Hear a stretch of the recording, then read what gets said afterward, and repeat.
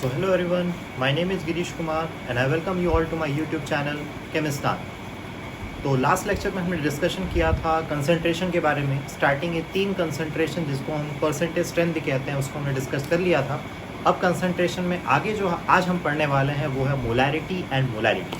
सुनने में दोनों कंसंट्रेशन काफ़ी हद तक एक जैसे ही लगते हैं, प्रोसेस भी काफ़ी हद तक एक जैसा ही होता है, फिर भी उनमें कुछ सिमिलैरिटीज़ होते हैं। तो आज का डिस्कशन हमारा होगा मोलैरिटी एंड मोलैरिटी पे। तो बिना कोई टाइम वेस्ट किए चलिए शुरू करते हैं। तो ये आप देख सकते हैं मोलैरिटी के 2 फार्मूलाज होते हैं। पहला फार्मूला मोलैरिटी का ये है कि number of moles of solute divided by volume of solution in litres. Okay, दूसरा उसका फार्मूला ये है कि number of millimoles of solute divided by volume of solution in millilitre. अगर आप मिली के टर्म्स में देखना चाह रहे हैं तो ये सेकंड फार्मूला है। इस फॉर्मूले का ज़्यादातर यूज़ हम टाइट्रेशन वाले क्वेश्चंस में करते हैं, जो कि हम आगे डिस्कस करेंगे। ओके, स्टार्टिंग में अगर हम देखना चाह रहे हैं तो हम इस फर्स्ट फार्मूला के हिसाब से ही चलते हैं। तो पहला फार्मूला आपका क्या कहता है? Number of moles of solute divided by volume of solution in litre. अगर सॉल्यूशन का वॉल्यूम लीटर में नहीं है तो उसको आपको लीटर में चेंज करना है। एक बात आप ध्यान देंगे कि टोटल कंसंट्रेशन 8 होते हैं, 8 टाइप्स के। इसमें से जो आपका मोलैरिटी है ये सबसे इंपॉर्टेंट कंसंट्रेशन है। ओके, इस मोलैरिटी पे आपका ग्रिप बहुत अच्छा होना चाहिए, क्योंकि अगर आप मोलैरिटी निकालने में अगर आप मिस्टेक्स कर रहे हैं तो आगे के कई सारे चैप्टर्स में आपको प्रॉब्लम आ सकती है। और ये बहुत ही सिंपल होता है, इसमें कोई कॉम्प्लिकेशन वाली बात नहीं है। ओके, तो चलिए कुछ क्वेश्चंस करते हैं जिससे ये जो मोलैरिटी है वो क्लियर हो जाए। ठीक है, आइए देखते हैं। तो ये आपका क्वेश्चन है, find the molarity of A solution in which 4 gram NaOH is dissolved in 500 millilitre solution. Okay, 4 gram NaOH 500 millilitre solution में डिसॉल्व्ड है और आपको इस सॉल्यूशन का क्या कैलकुलेट करना है? आपको मोलैरिटी कैलकुलेट करना है। ठीक, हाँ, तो एक बात और, चलिए पहले इसको सॉल्व कर लेते हैं, फिर मैं उस पर आता हूँ। सॉल्यूट ऑब्वियसली बात है, यहाँ पे NaOH है, तो given mass of solute, given mass of solute आपको कितना दिया हुआ है? 4 ग्राम। मोलर मास निकाल सकते हैं, molar mass of solute, solute यहाँ पर क्या है? NaOH। ओके, तो NaOH का अगर मोलर मास निकालें, मोलर मास मतलब यहाँ पे क्या निकालोगे? ग्राम एटॉमिक मास निकालोगे या ग्राम मॉलिक्यूलर मास निकालेंगे? ऑब्वियस सी बात है, NaOH एक मॉलिक्यूल है तो ग्राम मॉलिक्यूलर मास निकालेंगे। तो सोडियम का कितना होता है? Gram atomic mass 23 plus 16 oxygen के लिए और हाइड्रोजन के लिए 1, तो 23 प्लस 16 प्लस 1, इसको आप ऐड करोगे तो टोटल क्या आ जाएगा? 40 ग्राम पर मोल। मोलर मास का यूनिट ग्राम पर मोल होता है, क्योंकि ये 1 मोल का मास रिप्रेजेंट करता है। ओके, तो हम लोग क्या कर सकते हैं यहाँ पे? सीधे सीधे हम कैलकुलेट कर सकते हैं नंबर ऑफ मोल्स। ओके, तो नंबर ऑफ मोल्स कैसे निकालते हैं? Given mass by molar mass, तो 4 divided by 40 it will be 0.1 moles. तो ये आ गया आपका number of moles of solute. Okay, अब आते हैं हम लोग वॉल्यूम ऑफ सॉल्यूशन पे। तो अगर आप अपने वॉल्यूम ऑफ सॉल्यूशन को देखते हैं, ठीक, तो वॉल्यूम ऑफ सॉल्यूशन कितना है? वॉल्यूम ऑफ सॉल्यूशन दिया हुआ है आपको 500 मिलीलीटर। इसको लीटर में चेंज करेंगे तो 1000 से डिवाइड कर देंगे तो ये कितना आ जाएगा? 0.5 लीटर, या इसको आप 500 इंटू 10⁻³ भी लिख सकते हैं। ओके, अब हम लोग क्या कैलकुलेट करेंगे? मोलैरिटी। मोलैरिटी का फॉर्मूला क्या था? Number of moles of solute कितना आया? 0.1 divided by volume of solution in litre कितना आया? 0.5। तो ये 1/5 लिख सकते हैं इसको, और 1/5 को हम क्या लिख सकते हैं? 0.2। ठीक है, रही बात मोलैरिटी के यूनिट की, तो यहाँ पे न्यूमरेटर में क्या है? मोल, और डिनोमिनेटर में क्या है? यहाँ पर लीटर। तो इसका यूनिट हो जाएगा मोल पर लीटर, या तो इसको आप लिख सकते हैं 0.2 मोल लीटर इनवर्स, या फिर इसको आप लिख सकते हो और 0.2 कैपिटल M। एक ही बात। ओके, ये मोलैरिटी का रिप्रेजेंटेशन होता है कैपिटल M। कैपिटल M का मतलब यही होता है मोल पर लीटर। ओके, तो आप इसको मोल पर लीटर लिखो, मोल लीटर इनवर्स लिखो, या M लिखो, यहाँ पे एक ही बात। तो ये कैलकुलेशन होता है मोलैरिटी का, बहुत ही सिंपल है, इसमें कोई कॉम्प्लिकेशन वाली बात नहीं। ओके, लेकिन अगर आपको क्वेश्चन में, जैसे अगर आपको मोलैरिटी निकालने बोला तो आप तो निकाल सकते हैं, लेकिन अगर क्वेश्चन में आपको मोलैरिटी ऑलरेडी दिया हो तो उससे आप क्या क्या डेटा एक्सट्रैक्ट कर सकते हैं, ये अपना अगला टॉपिक है। ठीक है, तो चलिए पहले उसको देखते हैं। तो आप बोर्ड पे देख सकते हैं, अगर कभी आपको मोलैरिटी लिखा हुआ है या दिया हुआ है तो उसका क्या मीनिंग निकलता है? तो XM सॉल्यूशन, मतलब एक सॉल्यूशन है जिसकी मोलैरिटी X है, तो solution of a solute means X moles of solute is dissolved in 1 litre solution. अब यहाँ पे 100 क्यों नहीं आया? क्योंकि ये परसेंटेज नहीं है। ठीक, अच्छा एक बात और है कि XM लिखा हुआ है ना, तो इस XM को हम लोग क्या लिख सकते हैं? X मोल पर लीटर, मतलब कि क्या मीनिंग निकला, x मोल्स पर लीटर, मतलब पर लीटर मतलब क्या होता है 1 लीटर, तो 1 लीटर में सॉल्यूट के कितने मोल्स हैं, x मोल्स, ये इसका मीनिंग निकलता है।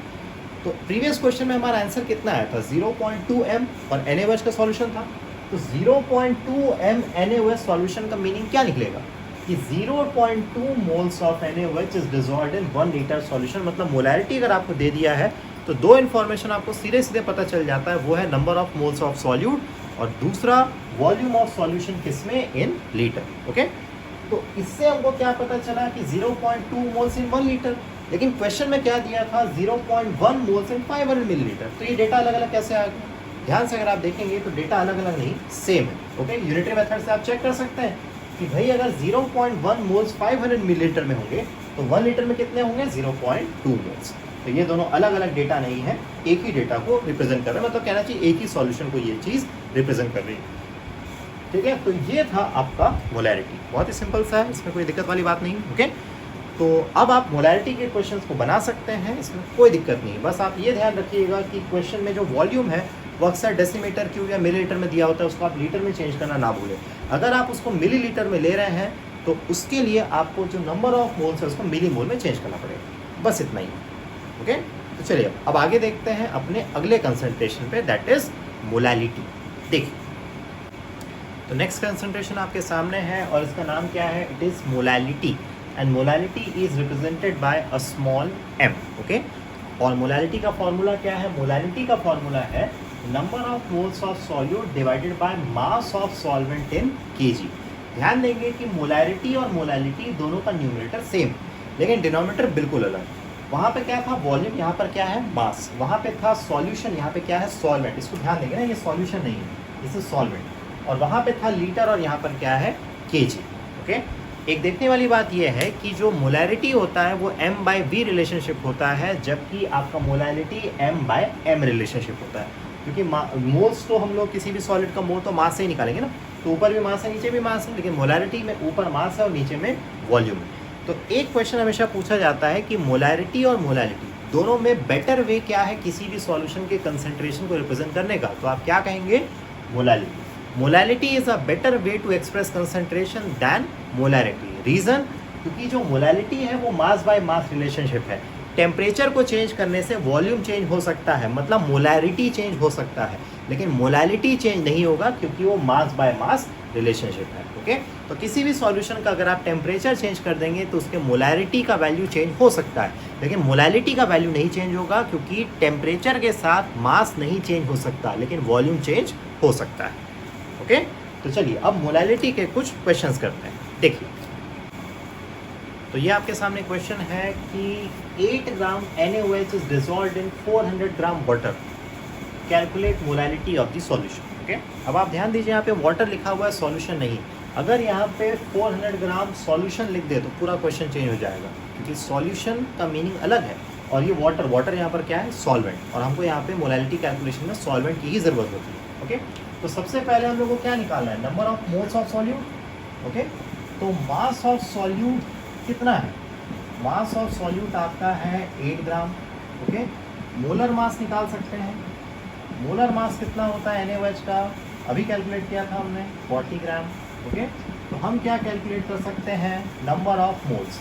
नंबर ऑफ मोल्स क्या होता है, given mass by molar mass, तो 8/40, this will be 1/5, 1/5 is 0.2 moles. Okay, इसके बाद आता है आपका मास ऑफ दी सॉल्वेंट।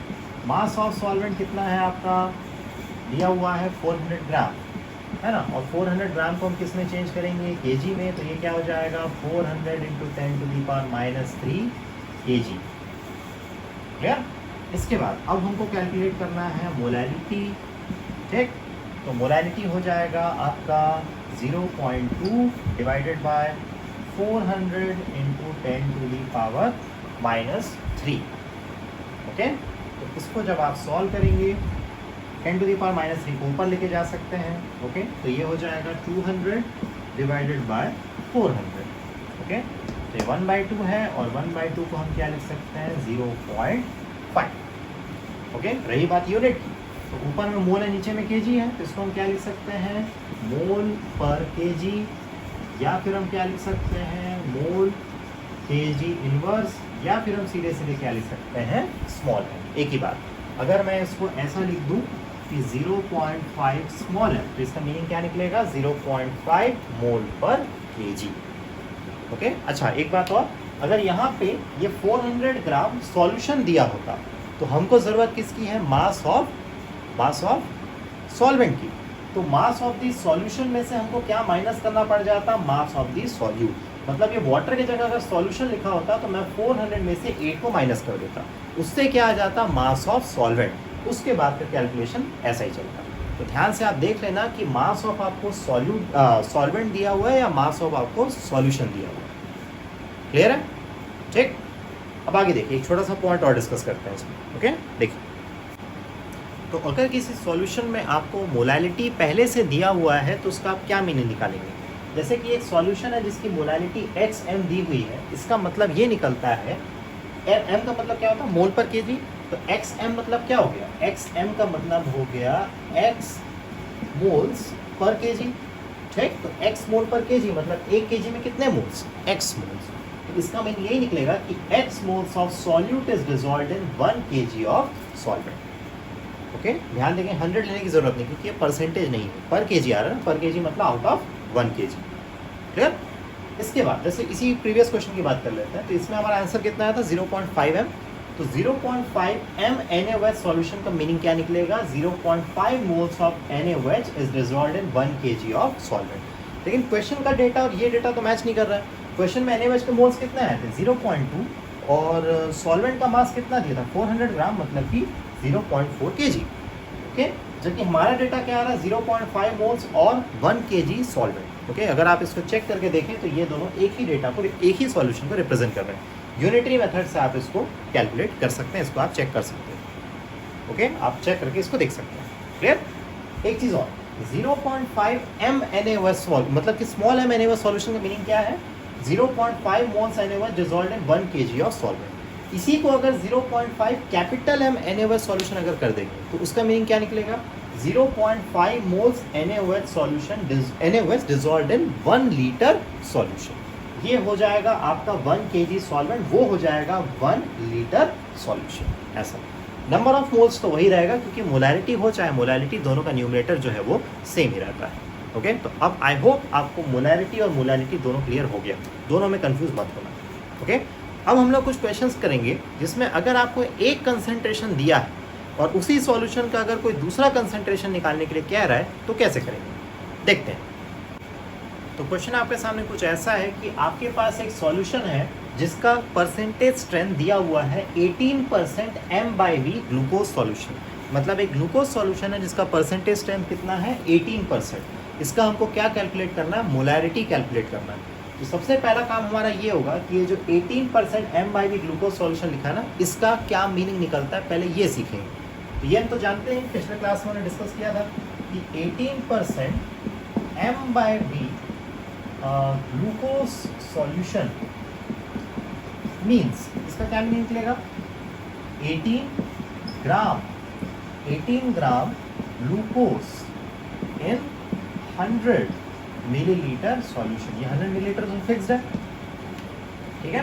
तो अब आपको क्या पता चल गया, आपको पता चल गया मास ऑफ सॉल्यूट कितना है 18 ग्राम।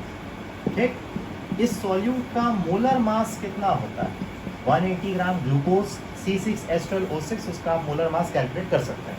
ओके, तो नंबर ऑफ मोल्स अगर निकालने हो तो कैसे निकालेंगे, given mass by molar mass. Okay, ये 1/10 को हम क्या लिख सकते हैं 0.1 मोल्स, ये ग्राम पर मोल इसको हम लिख सकते हैं।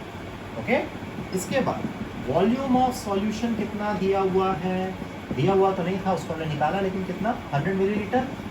100 मिलीलीटर को आप क्या लिख सकते हैं लीटर में 0.1 लीटर। तो हम निकाल सकते हैं मोलैरिटी। मोलैरिटी क्या कहता है, number of moles of solute कितना आया 0.1, volume of solution in litre वो भी कितना आया 0.1, कैंसल आउट हो जाएगा, आंसर क्या आ जाएगा 1 m। 1 m लिखिए, 1 मोल पर लीटर लिखिए, बात एक ही। ओके, तो यहाँ पे हमको गिवन था परसेंटेज M/V और उससे हमको क्या निकालने के लिए कहा गया मोलैरिटी। तो अगर एक कंसंट्रेशन दिया हो और दूसरा निकालना हो तो जो पहला आपको कंसंट्रेशन डेटा दिया है उससे आपको बाकी का इन्फॉर्मेशन एक्सट्रैक्ट करना है और उसके बेसिस पे आप अगला कंसंट्रेशन फाइंड आउट कर सकते हैं। ठीक है, एक क्वेश्चन और करेंगे।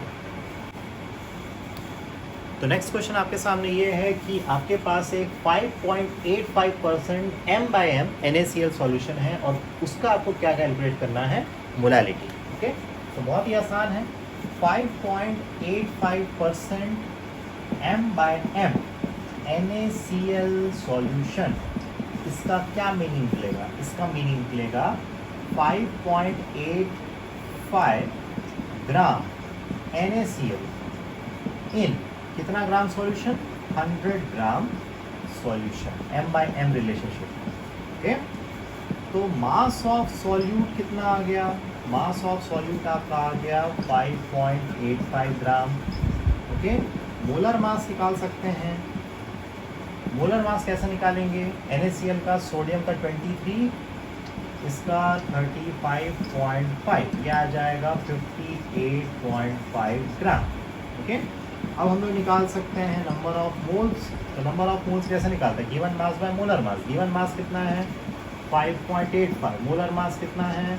58.5। ओके, ये कैलकुलेट करेंगे 1/10। 1/10 मतलब कितना आ जाएगा? 0.1 मोल। ओके, अच्छा, दूसरी बात यहाँ पे ये है, ये मास ऑफ सॉल्यूशन है। हमको तो क्या चाहिए? हमको चाहिए मास ऑफ सॉल्वेंट। तो मास ऑफ सॉल्वेंट कैसे निकालते हैं? Mass of solution minus mass of the solute, 5.85। Okay, तो इसको आप सॉल्व करोगे, आंसर किस में आएगा आपका? ग्राम में। उसको आपको किस में कन्वर्ट करना है? केजी। ओके, इसके बाद लास्ट में आपको कैलकुलेट करना है मोलालिटी। मोलालिटी कैसे कैलकुलेट करेंगे? Number of moles of solute divided by mass of solvent in KG.